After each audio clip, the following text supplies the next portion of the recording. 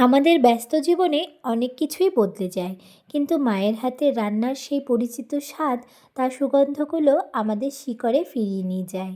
অনেক দিন পর সেদিন এখানকার বাজারে বর চিংড়ি মাছ পেয়েছিল, আমার জন্য নিয়ে এসেছে। তার কারণ আগের দিনের ছোট্ট মান অভিমান। ছোটবেলা থেকেই চিংড়ি মাছের প্রতি আমার এক অন্যরকম দুর্বলতা রয়েছে, তাই আমিও গতকাল হাট থেকে নিয়ে এসেছি একদম কচি একটা লাউ। এই দুটো মিলে যখন কড়াইতে জমাট বাঁধে, তার গন্ধ এবং স্বাদ যেন ছোটবেলার মায়ের রান্নাঘর এবং দুপুরের কথা মনে করিয়ে দেয়। খুব সাধারণভাবেই রান্নাটা করেছিলাম। চিংড়ি মাছটা ভেজে নিয়ে কেটে রাখা লাউ দিয়ে ভালো করে মজিয়ে লবণ, হলুদ এবং জিরে গুঁড়ো, ধনে গুঁড়ো দিয়ে ভালো করে কষিয়ে নিয়েছি। দিয়ে দিয়েছিলাম ওপর থেকে চেরা কাঁচা লঙ্কা। কিছুক্ষণ মজে আসলে তারপরে দিয়েছিলাম কেটে রাখা টমেটো।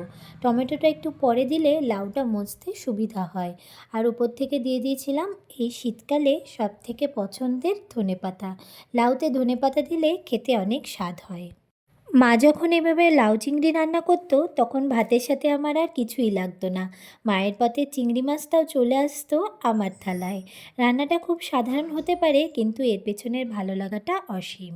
তো চলো, ভিডিওটা এই পর্যন্তই থাক। সবাই ভালো থেকো, সুস্থ থেকো। দেখা হবে আবারও একটা সুন্দর ভিডিওতে। ততদিন সবাই ভালো থেকো। রাধে রাধে।